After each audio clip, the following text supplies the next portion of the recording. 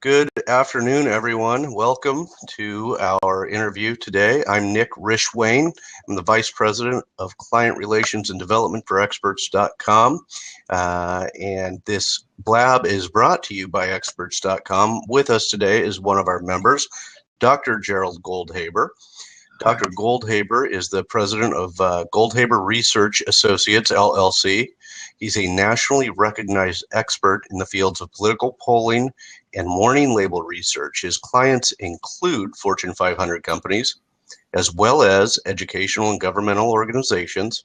He's conducted hundreds of surveys, including political polls for candidates running for U.S. Congress, Senate, and even the president. Dr. Goldhaber also served as a consultant to President Reagan's private sector survey for cost control.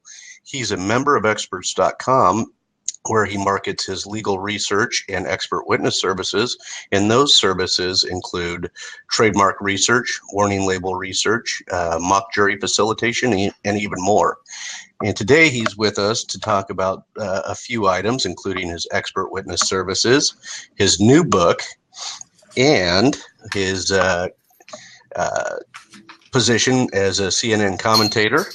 And after about 15 minutes or so, we'll open up the seats and go into some items dealing with Flint, Michigan water and FDA warnings and the such. Dr. Goldhaber I'm sure I missed a lot because you've had an extensive and wonderful career, but please introduce yourself to us.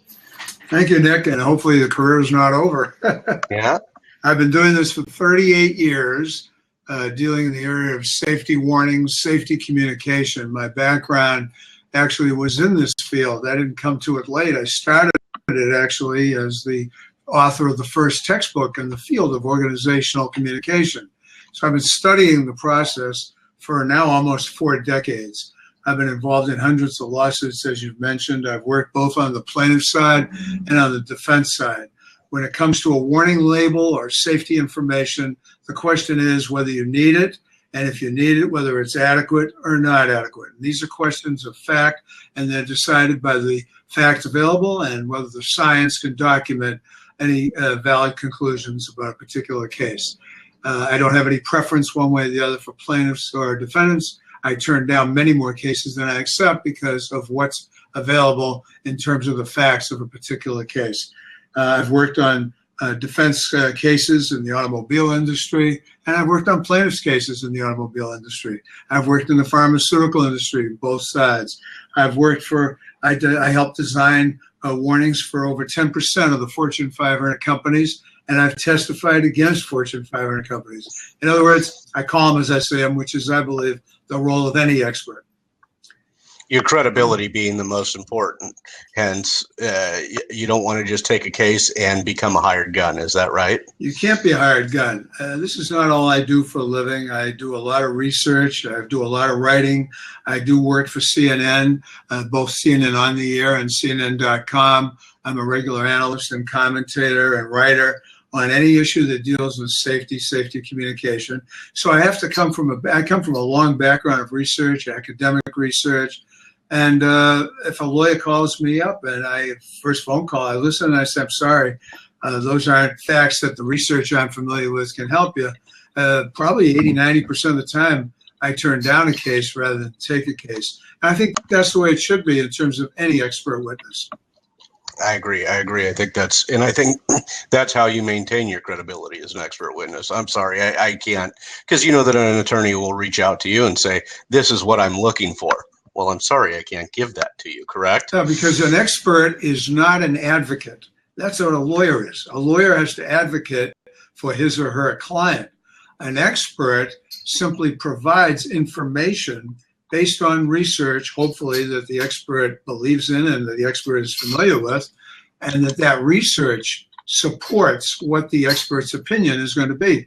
Just as one small example, we maintain, we think, the largest library in the world on warnings and safety communication in our headquarters in Buffalo, New York. And we have a librarian full-time whose job is to maintain the research in that field and to maintain bibliographies for me to use based on articles that I've read or books that I've read that support variety of opinions. We have dozens of bibliographies dependent on the issue involved in the case. Those bibliographies represent the foundation of my opinion. Those bibliographies. So you're talking about doing literature research. You base your opinion based on what the literature says. Absolutely, as well as my own research projects that I've done. Let's take one small example. I have a bibliography entitled "The Immediate Supervisor," or the role of the immediate supervisor. That research, and there's 5 or 6 pages of citations on it, shows that communication from the person closest to an employee is more effective than communication from those farthest away. We call that distance theory. That bibliography backs up an opinion I might have that a written warning from a manufacturer of a product, if I'm on a defense case, may not be as effective as a warning coming orally, face-to-face, from somebody very close to the individual. The point being, Nick, I have a bibliography that supports that research. If the research went the other way, then my opinion would go according to where the research is. Exactly. Excellent. Excellent. And what type of cases, again, I said we want to spend about the first 15 minutes on your litigation experience. What type of cases can you tell us? Are we talking products liability, personal injury? What types of cases have you worked on? Exactly. Personal injury typically becomes what you call the plaintiff's cases. Products liability, it tends to be what the defendants call their cases. I work for both plaintiffs and defendants, as I mentioned. I'll give you a few examples. Back in 1986, the federal government got involved in the federal consent decree related to all-terrain vehicles.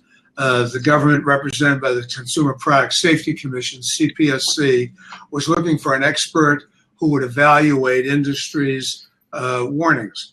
The industry, represented by the 4 major Japanese manufacturers, Honda and the other 3, Suzuki, Kawasaki, and so on, they were also looking for an expert. As it turned out, the 2 sides got together and they agreed to split the cost, and I was the expert for both sides. And what I did was evaluate the warnings on the ATVs, and then I testified later for the defendants in ATV cases, representing my opinions on whether those warnings were adequate or not. And since I was the one who was testing them, I had my own data to show how effective they were, which is why I was able to take a defense position in the ATV industry. Similarly, with airbag cases, I've been involved in an awful lot of cases on the defense side. Now, this is a good example because I'm currently involved in Canada on the plaintiff side, not because of the airbag issues that were in the United States, where the question was whether the warnings were adequate or not, or whether they were needed or not before they were even put on. But in the Canadian case, they're dealing with airbag injuries to the knees, which is a far cry from the American side, where you have airbag injuries which have chopped off people's heads, particularly infants incorrectly placed in the front seat, or small statured women who are typically, like my own daughter, she pushes her seat all the way forward, and she's in what they call the zone of danger. That's an example on the plaintiff side or the defense side. Water heaters, for example, another defense example. Water heaters have been known to ignite fires because the pilot lights are low to the floor. Now, the industry's corrected that now by sealing those pilot lights. But prior to that, they were unsealed, and people who store gasoline in their house, in their basements, and the fumes are heavier than oxygen, so the fumes would go down to the floor, and they'd be ignited by the pilot light of the water heater. So my company designed and tested labels for a Rheem water heater, which I believe other companies have adopted or stolen. That's okay. It's all right. It's open to the public. The warning labels, they were effective. Safety being the key, right? I mean, you'd certainly, if they adopted that, you're probably okay with that because it means greater safety. That's why I go to bed at night, and I really do sleep well. I surprisingly sleep very well because I get up in the morning passionate, and the one thing I'm passionate about is that the work I'm involved with makes people's lives safer. I get up and I'll never know, Nick, if you followed a warning in a swimming pool that I designed that told you not to dive into shallow water. And I've done a lot of defense swimming pool cases on that very issue.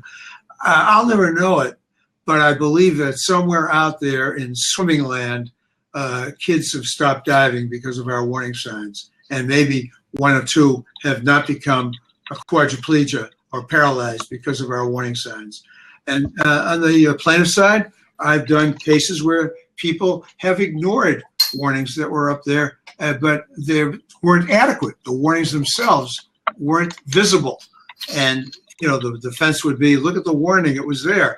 And the warning was in small print, or in one case on a boat, a warning was hiding behind a door and nobody could see the warning. We had a case in California where the warnings, it had to do with Prop 65, and the warnings were actually behind a coat rack in front of the entrance to the store. So how can you see the warning? Right. And I kind of cut you off there talking about safety, but can you tell me what the warning was like with the pilot light on the topic you were just on, the pilot light not being covered in the gas that was being stored in a garage or in their home? What was the warning like kind of before, and what was the warning like after that you had designed? Well, first, or was there no warning previously? They had no warning. So we put a warning on the water heaters, and it had the signal word danger. And the reason we use danger is because it's an immediate life-threatening situation. You'd use the word warning if it wasn't so immediate, like smoking. Over 20, 30 years, you may get cancer. That's a word warning. It's life-threatening and it's serious. But the word danger. And then we try to use the same colors, Nick, for danger, red, white, and black. And we use warning, orange, white, and black. And for the word caution, which is a less serious type of injury, maybe a broken bone or cut or a bruise, we use yellow, orange, and black. And the word would say danger. In this particular case, do not store flammable materials. The pilot light could ignite those flammable materials. Okay, all right. And with the ATVs, were you dealing with like the rollover issue with ATVs? Were you involved in warnings related to rollovers? Exactly. And was there no warning before that? They had some warnings that were designed by a colleague of mine, and the issue the federal government had raised is whether these were adequate, because back in the day, in the 80s, God, am I getting old? Back in the 80s, they had warnings on the products, but there were a lot of kids who were riding side by side, and you're supposed to be one person on an ATV. They also had a lot of kids who were riding ATVs that were underage. Some of those vehicles were for kids that were not for kids under 12 years old or even younger.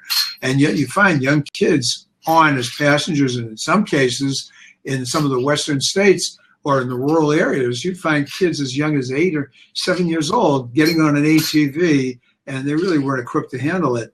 The three-wheelers were the most dangerous. They've been banned. Right. They've been banned altogether. Now, remember, a warning is for a hazard that you may not know about that exists, where if you give a person an information, then that individual will be an informed individual and can make an informed choice. A warning should not be a substitute for a dangerous product that is so dangerous that even with the warning, you're going to get hurt. That's what happened with the three-wheelers. Right. I think they were eventually determined to be an inherently dangerous product and then banned from being. I don't think anybody even makes them anymore. No, you're not allowed to sell them in the United States. Yeah. So we've had lots of cases in the construction industry, both on the plaintiff side, on the defendant side. In New York City, where I happen to have my main office, New York City, we've got lots of crane accidents going because there's always something going on in terms of building in New York City. And how do you warn against a crane accident? Are we talking about warnings at the construction site to have civilians avoid this, or is it warnings for the workers, or is it a combination of both? How is that? Well, it's a combination of both. Let's look, Nick. The OSHA maintains that there's probably about 15 to 30,000, depending on the year, workers in construction injured every year. Many of those are from falls. That's the number one source of injury. Believe it or not, a lot of them fall off of ladders. And if anybody's looked at a ladder recently, it's like a testament for a warning label. But there's an awful lot of injuries in the work industry and the construction industry, and those are usually due to poor training or lapses in training. So that's why you see on the construction site the morning briefings. There's usually a 15-minute briefing of who's supposed to do what are our jobs today, and if they're doing their job right in the industry, then they're appropriately warning orally, and they've had posted signage on the equipment. But construction workers, being who they are, what they are, they very often are going to ignore the equipment warning signs. That's why you have to reinforce them with oral messages. Okay, all right, and have the warnings that we see in the news, these crane issues, and normally we see the crane if it's toppled over or something here on the West Coast. Can you warn against that? You can't. That's not something where the warning would come into play, would it? Well, it depends. We had a case here in New York City where a crane fell and knocked over another building, killed 3 people, and it turned out that the crane itself was supposed to be attached to the building by a particular type of adhesive. I call it an elastic band type thing, and it was the wrong piece of equipment. And that's a design defect. That's a warning could have been put on place to tell people this is not the right piece of equipment for that crane. Okay. All right. Excellent. And so that covers a lot of the different types of cases that you work on. I am going to open the seat in case, we're waiting on a few of our lawyer friends who may be coming in. But until then, I see that we have a question from Ryan Miller here. Ryan asks, Ryan does some online safety stuff for parents to teach their kids about online safety. And he asks if you can guest speak to the difference between warnings and terms of service in the domain of digital risks and threats. Do you any experience with that, the terms of service and warnings? No, let me explain briefly, Ryan. A warning is a separate form of communication. Terms of service and warranty information, disclaimer information, that tends to be separate from what I'm talking about. I'm talking about very specific information that's intended to be highlighted by a warning label or a warning sign that addresses a specific hazard or hazardous situation that's possibly or likely to occur, and that people could get injured seriously or killed if they didn't know the information. A warning is a term of art. It has to have 4 ingredients in it, Ryan. 1, a signal word. That signals. It says, hey, look at me. I'm a warning. That's danger, warning, or caution, depending on how serious the situation is, how immediate it is. Secondly, a warning has to have in it a statement of what it is the hazard actually is. I mentioned to Nick a minute ago, swimming pools with warnings that I've designed. The hazard is very simple, shallow water. Keeping with the swimming pool, the third ingredient of a warning as a term of art, Ryan, is that a warning has to say, well, what can happen to you if you're exposed to that hazard? We call that a consequence. Shallow water, you can be paralyzed. You can be paralyzed if you do what? And the final ingredient is an instructional component that tells you, like your mother or father would tell you, Ryan, what you should or shouldn't do, the do's and don'ts. That's what we call the instructional component. So danger, shallow water, don't dive is the instruction. Diving can lead to paralysis, and that's as simple as explanation of a warning. 4 ingredients, term of art, and you have to have all 4 to have a really good warning, and do it in the right size, the right location. Sometimes you repeat it more than once. Sometimes you have the bigger print. It depends on the circumstances. But a warning is a very separate term from terms of service.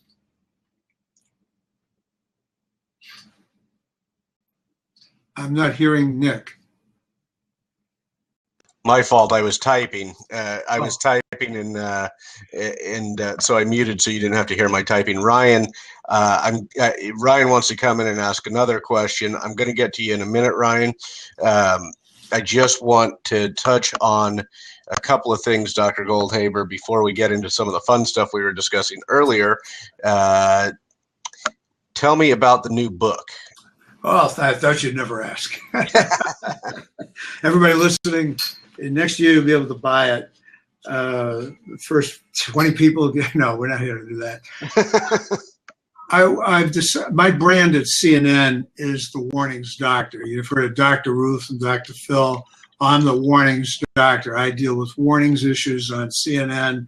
Whenever, for example, when the Amtrak crash occurred near Philadelphia, I went on the air and I talked about the absence of the positive train control system, PTC, and how that could have prevented through a system of warnings, oral warnings, oral, A-U-R-A-L warnings to the conductor and the dispatcher that would have prevented that particular accident. And if the conductor had ignored the oral warnings, then the train itself would have automatically braked.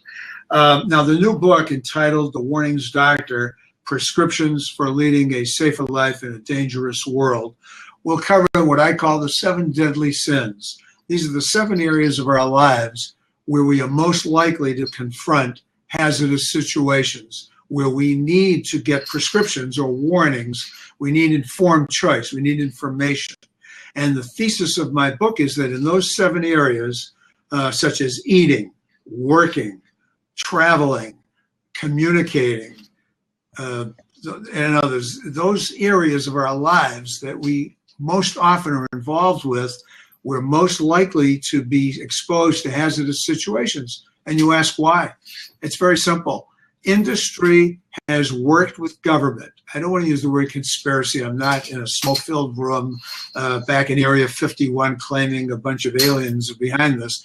I'm talking about a collusion, if you will, of government and industry together, putting profit over safety, putting in the government's standpoint economic growth, expansion of the economy. From industry standpoint, that leads to profitable enterprises. And along the way, we've forgotten the cost to human beings of safety. This goes back to the Industrial Revolution in the United States. This goes back to the time when 62,000, mostly Asian Americans, died building the Trans-Pacific Railroad because the President of the United States told Cornelius Vanderbilt to get, Commandant Vanderbilt, to get that railroad built at all costs because it would connect the coasts. And in the result, 62,000 Americans. From there on, it's been a disaster of horrendous proportions where over 30 million Americans, by my count closer to 35 million Americans since the Industrial Revolution, have either died or been seriously injured because of this government industry, very close, too close for comfort relationship that's resulted in these tragedies. That's interesting, and that's what the new book encompasses. All those 7 areas where you've seen some collusion that resulted in harm. Let's take a very good example. Okay, one of my favorite chapters has to do with eating. Another chapter is dealing with what I call healing or their whole healthcare system. Both of those chapters deal with a regulatory environment. Remember, government and industry. Okay, so you've got, in eating, you've got the food industry supposedly regulated by the FDA. In the healing chapter, you've supposedly got the pharmaceutical industry selling its products regulated by the FDA. It just so happens we're both going to be talking about the FDA. Well, You would think that the government agency that is regulating the industry would be comprised of neutral parties. And as I like to say in the book, not when profits are put over safety. And here, for example, President Obama just appointed last year to head the FDA, the head of the FDA, Dr. Robert Califf from Duke University. That was an academic. I'd say, great, a neutral, impartial academic is going to run. Well, if you look at his background, I don't know Dr. Robert Califf, but his background should speak for itself. While he was at Duke, he received millions of dollars in research grants, mostly from pharmaceutical corporations. He's even, according to a news article I read, he's even on the board of directors of one organization that says that its primary purpose, its sole purpose, is to help pharmaceutical companies evade and manipulate FDA regulations. Now he's heading the FDA. Now, FDA, he's just the director. The deputy director for food happens to have come from Monsanto. and Ryan now might be just as good a time as any for you to join in if you want. Hi, Nicole Abood is here. Ryan, if you have a question, he is saying that the FDA does have somebody working from Monsanto. So Michael Taylor was the senior vice president of Monsanto, and now he's deputy commissioner today, as we speak, in charge of food for the FDA. You don't want to talk about any Supreme Court seats, do you? No, not today. Not today. Okay. Did you have a question for Dr. Goldhaber, Ryan? I did. I wanted to expand on the difference between the terms of service based upon your 3 criteria for the warnings, which I appreciate that clarification for myself. And by the way, I will be purchasing your book because I am interested in your perspective on this. Thank you. I caution that this would be contrarian thinking in mainstream media. So I think you're on the contrarian side when you're talking about some of the topics you are. So I appreciate your voice in this matter. Thank you. My concern is in the domain of the digital world that is ubiquitous at this point. There is no warning relative to any engagement. Everything is masked behind a terms of service end user license agreement, EULA. But does not society view certain things as harmful, such as we have ratings for the Motion Picture Association with the R and X and NC-17, that there is a warning that you're not allowed to go into this movie unless you're 17. But if you are on the internet and you are going to view pornography, there is no identification or requirement to warn that you're going into pornography. So based upon your definition, it is not causing a physical harm. So is that the way the certain things are viewed? It's not a physical harm. It could be a psychological harm, but it's not a physical harm that requires a warning. Well, and no, then I'll be quiet. You're absolutely correct, Ryan. And what you're saying is that in the theory of warnings, what you're suggesting is absolutely true. There should be warnings, as there are for motion picture, as Al Gore's wife helped and initiate for the music industry, Yes. where some of the records that are put out are very dangerous for kids to listen to because of the foul language involved and some of the violent acts that are sung about in some of the music.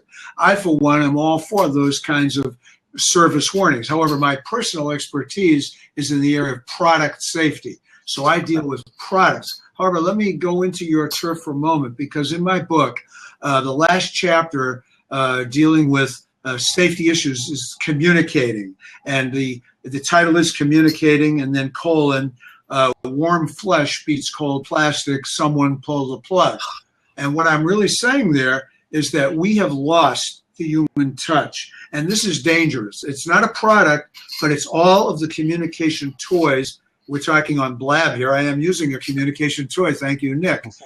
I mean, Nick looks like a cuddly teddy bear. We all want to hug him, but we can't hug him. He's in Iowa somewhere, or we're here in California. So he's so far away, but this is our only way to communicate. But if this is all we ever did as a human species, we would lose that warm flesh personal contact. And I think we've lost it. And now another thing, the industry has told me, in fact, law firms I've worked for other purposes are representing the cell phone industry. And they don't like what I have to say, but I say it anyway. Since I've worked for and defended the tobacco industry in the past, and the reason I've defended them is that the issue was whether or not people knew or didn't know. And I was able to show statistically that since the late 40s, early 50s, better than 90% of America was aware of the hazard of smoking. However, the cell phone industry today, I believe, based on some of the research, and even though the FCC, the EPA, the FDA, NIOSH, OSHA, and other government agencies, even the World Health Organization, they found no significant scientific evidence to date linking wireless devices to brain injury, cancer, and some health and other safety issues. There are some scientists, and as you call them, contrarians, maybe on the outlying part of industry, they are contending that we're just at the beginning And since, brain tumors can take decades to develop, Sure. we just may not know what harm we're causing when cell phones are placed so close to our ears. I'm telling all of my readers of the Goldhaber Warnings Report, our monthly newsletter, and I'm telling all of our clients that they should be using earphones like I have on now, or speaker phones, or speakers on their cell phone, as opposed to holding the phone up against their head. The science may be, in 10 years, 20 years, may validate the cell phone industry. But if there's that doubt now, and some really reputable scientists, although they're on the outside now looking in, is this not where we were with tobacco in the 1940s and 50s, when a lot of scientists were saying, the jury's out, we don't know? Yeah, very, very interesting. And Ryan, I saw you grab a pen there. I thought maybe you would be looking for his website. I've gone ahead and put it in the chat for you if you want to just grab it from there. Yes, I will. I just added a quote in there, Dr. Gerald, from Carl Sagan. We live in a society exquisitely dependent upon science and technology, in which hardly anyone knows anything about science and technology. Beautiful. Thank you, Ryan. That's beautiful. And right now, just so you have some additional anecdotal information about some of the negative effects of this cellular world, they're identifying that there is a case of the development of the optical nerve, an increase of farsightedness, because the eyes are being constantly attached to a device within close proximity. It's stretching out the optical nerve. And the chiropractic industry is finding that there's an issue of a curvature of the spine because people are always crouched over their phones for an extended period of time. But that will never hit the research, and it will never hit the cellular industry until 10, 15 years from now. Well, that's the problem. These are potential hypotheses that are going to take decades till we see the end result. Here I'm sitting in an ergonomically designed chair. It's a high-rise chair with a back support in it, and I even have extra support over here. I'm in front of the computer as many as 4 hours a day. I'm very much aware of what that can mean to my eyes, to my back, and if I'm constantly on a keyboard, I should know better than anybody because I represented the computer industry for a number of years on the issues of carpal tunnel syndrome. So there are issues with equipment in the question you were asking earlier, Ryan. So thanks an awful lot. No, thank you very much. Mitch, Nick, thank you very much for that as well. Thank you, Ryan. Also hope to see you soon on some of your periscopes. Thanks, man. All right. So does anybody else have any questions? Otherwise, I'm going to have a few. We have one of our attorney friends in here, Nicole Abood. We have Nancy Maryland also with us today. If either of you have questions. Otherwise, I'd like to go back to so this isn't really Nicole asks, so this isn't really a question, but the only warning labels issues I've run into with clients is with Prop 65. What are your thoughts on this? Remind me what Prop 65 is, Nicole. Do you want to come in and for a few minutes? I know you have to run through it. I can tell you that very quickly. I'll tell you what Prop 65 is. California's law that, since it started with maybe a few dozen chemicals that were supposedly linked to cancer and birth defects and other ailments, California now has expanded it to a few thousand chemicals on the right to know. So the question is, and this is what it is, it's a state mandated law that requires warning signs to be posted in stores around the state of California. So the state of California has determined that this store contains certain elements or chemicals that the state believes causes cancer or birth defects. Now, I cannot comment on my opinions about that because I am involved right now, knee-deep in the litigation on the effectiveness of the Prop 65 signage. Okay. I'm on the plaintiff's side, as others know, and so and since this is litigation that involves many lawsuits, that's as far as I'll go. Did you have something to add to that, Nicole? You said you've had some questions about that with your clients, and maybe Right. And I don't know what Dr. Goldhaber will be able to share due to pending litigation, but maybe he can.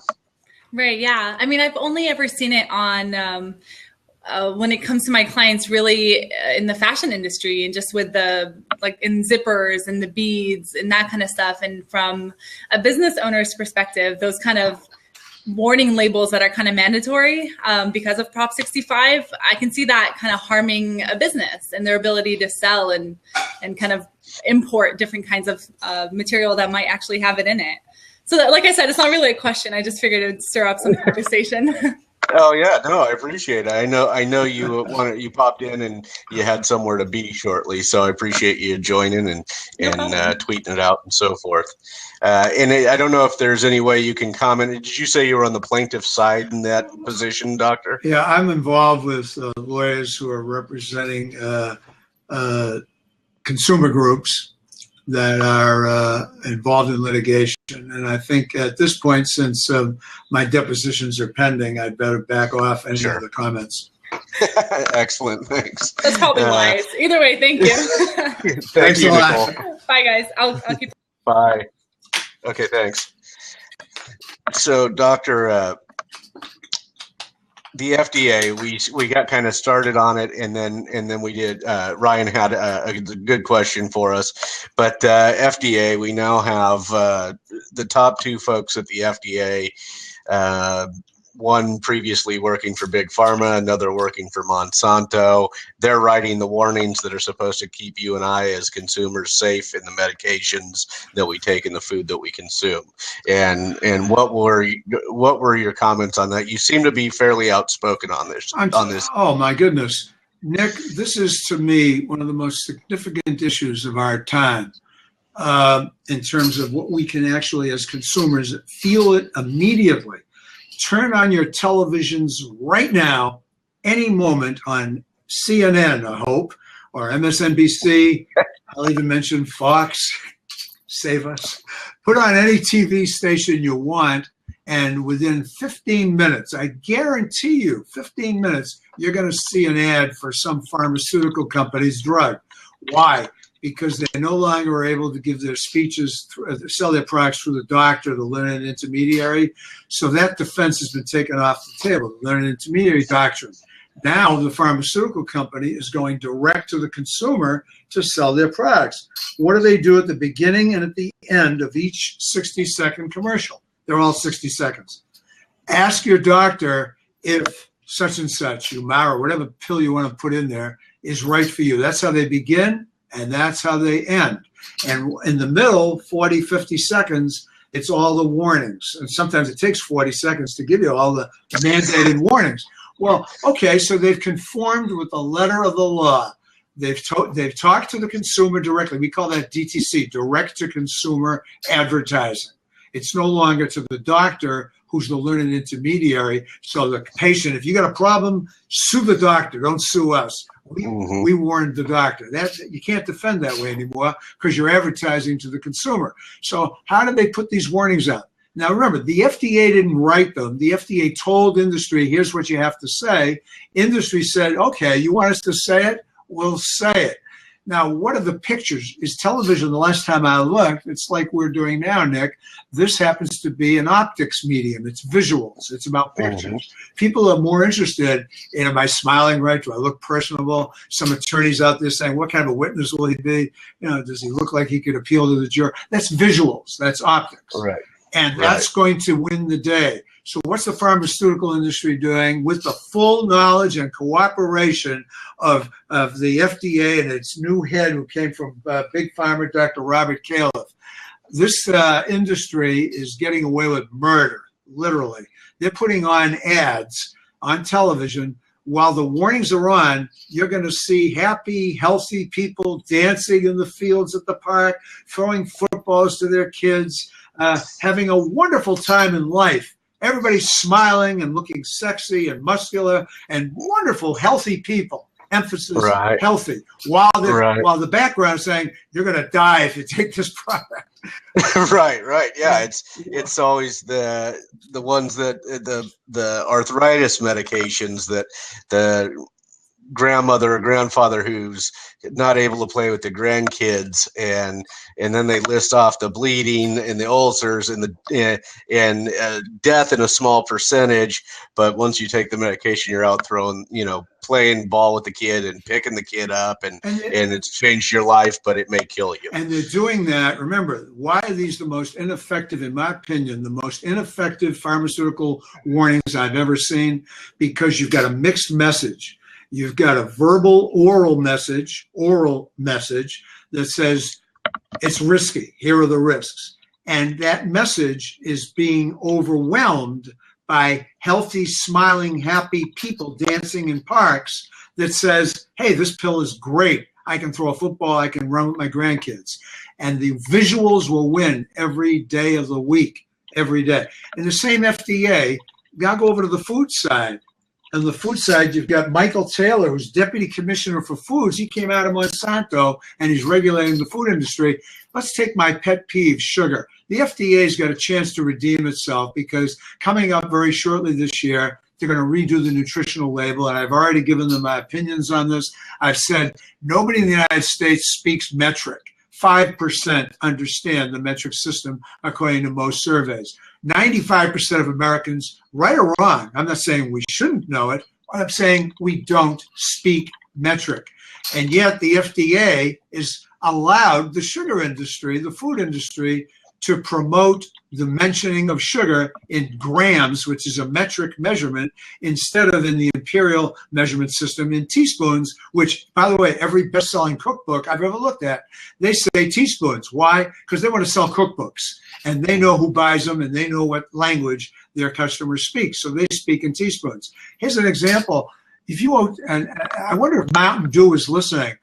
Mountain Dew happens to so far be the winner. They've got 67 grams of sugar in one 20-ounce bottle, which is an average serving, 20 ounces. Now, 67 grams may sound like a lot. It may not. Divide it by 4, because it's 4 grams per teaspoon, and you end up with close to 18 or 19 teaspoons of sugar. If you're new, if your listeners knew that you've got close to 20 teaspoons of sugar in one, and if, let's say, you have 3 of these a day, I had an employee who was drinking 3 Cokes a day, you've got a half a pound of sugar every day. Wow. In soft drinks, sports drinks that are sugar related. Well, why isn't the FDA saying to the sugar industry, cut it out? Tell these people what they're really drinking. Don't disguise it. So the sugar industry says, well, we're listing it in the ingredients. You need a master's or a PhD in nutrition to understand that high fructose corn syrup as an ingredient, and that we're supposed to understand that means sugar, or beet cane syrup. What the hell is that? So you read these labels. I counted in my book I put out, I think, 30 or 40 different ways the industry has cloaked the presence of sugar in the ingredients list. So you read the ingredients list, and then you read the number of grams, and you don't know what you're drinking. Now, the FDA will probably eliminate those ingredients and go to one 2-word column called added sugars, and that'll be listed. But they got to go the whole distance, and that means putting it in teaspoons, not grams. Well, Dr. Taylor, I hope you're listening. Yeah, I like it. Nabil, our CEO, Experts.com CEO, asks, is there research to support the claim that all the warnings are negated by the visuals? In fact, the research is showing, and this is why we warnings experts are now moving towards, and this statistic may shock you, Nabil, 33% of Americans are either functionally or totally illiterate. Totally illiterate, they can't read it, they can't understand it. Functionally illiterate, they can read the words, much like I could stumble through reading some French or Spanish, but I may not understand what it means. Regardless, if I read a warning and it's only in words, I'm losing a third of my audience. And if that audience is one where I might have a lot of my injuries, I'm in real trouble as a warnings expert. So we're moving towards both using words and pictures. So we call them a pictograph, and the research is showing that pictographs tend to increase. Not always. There's some mixed studies on this. But with television, make no mistake about it, the television research is compelling. that when you watch TV, it's about the visuals, and there is research to support that. What the pharmaceutical industry is doing, in my opinion, is deliberately misleading the public by putting healthy visuals opposite verbal language, words that describe possible injuries. Fascinating, fascinating. And this is all, for the litigation standpoint, this is all supported in what you would go and do. It'd be in the literature, it'd be supported by the studies if this were, you were discussing this in a litigation. Absolutely. I wouldn't be saying something right now if I couldn't back it up with a bibliography. But this isn't anything new. We've known for probably over 50 years that visuals, optics, are much more important than just words alone. The best form of communication is oral and written combined. Right. When you have the oral contradicting the verbal, you've got you go with the visuals, and that's the problem that the pharmaceutical industry has placed on us. They've put us in a position where the safety warnings are not going to be likely to be paid attention to, and that's, to me as a warnings person, a very serious issue. Okay. Very interesting. Very interesting. And then we have another follow-up question from Nabil. Are you aware of any lawsuits that are challenging the pharmaceutical industry regarding such TV commercials? Now, in my personal understanding, the UK does not allow pharmaceutical companies to advertise. So we, due to freedom of speech issues, are kind of the only country, well, the only, I guess, really industrialized country who is permitting that. I don't think that France is either, but I understand that the UK completely prevents it. And are there lawsuits fighting over these commercials? What there would be a lawsuit that would be, this would be one of the issues. Failure to warn would be an issue. If somebody were to take a drug and have a negative side effect from that drug, the industry would defend and say, we had the warning, and the individual might have seen it on television, and it was reinforced in the physician's desk reference, the PDR, and in the package insert. The counter to that, and I'm not aware of a direct lawsuit on a mass tort basis that's challenged the industry as a whole on TV commercials, Nabil. I'm not aware of that. However, as far as, Nick, what you said about France and England, it would take a congressional act to ban pharmaceutical advertising on television. We have precedent. Tobacco ads were banned from television in 1968. This can be done very easily by an act of Congress. However, let's remind our voters that Dr. Cahill was supported by the United States Senate, and lo and behold, Washington was not paralyzed. The vote was 100-0. Yeah, I think you did. I think you meant Dr. Califf, the one. Yeah, Dr. Goldhaber and I discussed this just briefly in a kind of blab training earlier, and he was explaining Dr. Califf is and he's mentioned here was just went through his Senate hearing for confirmation to be the next FDA commissioner. He passed the Senate, head of the FDA, and he passed that Senate hearing with 100-0. There were nobody who was against his being the head of the FDA. You know what's important about this, Nick? You see a paralyzed Washington where the Republicans, everything's split, and nothing seems to get done. But on an appointment that affects millions of Americans, unanimity. The revolving door has no ethical boundaries. It swings both ways. And that's why you've got Dr. Califf in there. Robert Califf is now the head of the FDA. You've got Michael Taylor, Deputy Commissioner for Foods, coming out of Monsanto. I believe there's a group in Washington, POGO, that's been helping me in my book with some of the statistics, Project on Government Oversight.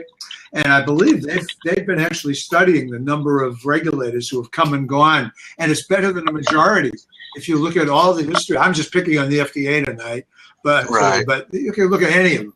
Why NHTSA is another one of my favorite targets, National Highway Transit Safety Authority. NHTSA either was too slow or didn't get there at all to look at the Takata Airbags, the shrapnel that came exploding out of the airbags and killed a lot of people and injured many more. The Toyota airbag, the Toyota sticky pedal that the pedal stuck down and people were unable to stop their cars, that killed 100 or 200 people. The General Motors ignition problem, where the airbags didn't deploy, shrapnel or not, they didn't deploy, and a number of people died. And the granddaddy, I call it the granddaddy of them all, the Volkswagen. They literally invented the data about the emissions of, this is the leading car manufacturer in the world. And this is a car company that deliberately, knowingly faked data, put it out, and everybody looked the other way. For how long? Over a couple of years. And how many people with COPD or asthma have had symptoms increase, and hopefully not fatally, because of the extra emissions that Volkswagen literally lied about because they couldn't meet government safety standards. Yeah, amazing, amazing. I am going to post, since we're coming up, we want to be done before an hour so that it makes creating the YouTube video pretty good. Ryan, we can maybe ask your question after we're offline or off of the record. But Dr. Goldhaber, can you tell people where to find you should they need you? Unfortunately, I was hoping Mitch Jackson could be here today. He probably got tied up in court, so it doesn't look like, I know this would have been a topic that he really wanted to ask questions about, because he is a plaintiff's lawyer out of Southern California, and hopefully we can get him on here in the future and maybe asking you some questions when you start your own show on Blab. And I think we have Michelle Goldhaber here. Who is that? Who are we? That's my daughter. All right. So, Michelle, hold on. Maybe you want to come and ask Dad a few questions once we get off the record. So tell everybody where they can find you, Dr. Goldhaber. Sure. I'm available, as you know, my website is goldhaber.com, GOLDHABER.com. I can be phoned at New York City at 212-379-6661. I can be phoned in Buffalo, New York at 716-689-3311. I can be tweeted at Warnings Expert. At Warnings Expert. At Warnings Expert. I can be Facebooked at my name, Gerald Goldhaber. I can be LinkedIn at my name, Gerald Goldhaber. I guess I'm in all the very social media my kids helped me set up. CNN, of course, CNN.com, at CNN Tonight. And by the way, when I'm on CNN, I'm not edited. I speak live, usually with Don Lemon at night, and my comments are not edited, not shortened at all. They're very good about this. When they put an expert on, the expert is allowed to speak and give opinions as they have them. Excellent. Okay, so that did answer Ryan's question there. I didn't know if that was something you wanted to talk to on record or not, but that's good to know that they're not editing your comments.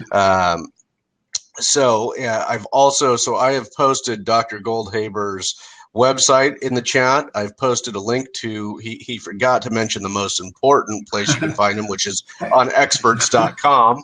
And then so you've got a link to his profile there that has his email and his contact information, as well as a link to his website, some of his articles that he's written, and a variety of information. I've also put his Twitter handle at Warnings Expert in the chat. Any last minute? Can you do 2 minutes on the Flint, Michigan thing before we go off the record? I was hoping you'd ask about that, because this is a disgraceful example of how government, represented by Governor Snyder of Michigan and his EPA, the equivalent of his EPA's Environmental Quality Agency, have totally ignored the issue of what happened to those people. Those people were not warned. It's a warnings issue. They were not told what the impact might be if the facts are very simple. Originally the water was coming from Lake Huron. Michigan was under the gun to save money, and they were temporarily trying to divert water to Flint, Michigan from the Flint River, which anybody who's from Flint would have told you, they'd just been asked, is one of the filthiest rivers in the United States. Just look at the river, and it's disgusting. But the good state of Michigan under Governor Snyder decided to funnel the water, and they found later that through the pipe there was corrosive and lead residue. You have to appreciate, I was involved in lead litigation almost 15 years ago. This stuff is old, mostly from lead paint, where kids would get into it, but they eat the paint because it's so sweet. And young kids, we were over this lead. And on CNN, Sanjay Gupta was on earlier today talking about it. And we haven't, in the medical field, haven't looked at this thing in over a decade. And now all of a sudden it's back with all its nasty side effects. Why is it a warnings issue? Because the question to me is, what did the state know? It's turning out now they knew an awful lot that they even fudged. Talk about Volkswagen inventing emissions data. The state apparently put in some numbers that told people that it was below an action level because they ignored some of the sample that would have raised it above an immediate action level where the state would have had to take certain actions that they didn't have to take. So they reported. Now, the lawsuits that are starting now, I believe, justifiably, are going to take the government to task over what they knew, when they knew it, why they didn't warn the people about it, and more importantly, why they continued to falsify data, if that's the case, and then the people were subjected, 100,000 people, we're not talking about 10 people, 100,000 mostly African-American and poor people. I'm not saying it's a political decision. I'm just telling you the facts demographically. You've got a town, Flint, Michigan, among the poorest cities in the United States with a large minority population that is subjected to this horrendous lead poisoning situation. Thank you. Thank you for that. And we can continue if you have questions. Once I go off the air here, feel free to grab a seat if you have another question on the Flint, Michigan thing. Once again, thank you, Dr. Goldhaber, for coming on. I think we've got a good marketing video here for you talking about your expertise. Again, I'm Nick Rishwain. With me today was Dr. Gerald Goldhaber, and Dr. Goldhaber is the president of Goldhaber Research Associates, LLC. He's a nationally recognized expert in the fields of political polling and warning label research. You can find him on Experts.com. And thank you again, Dr. Goldhaber. Thank you, Nick. My pleasure.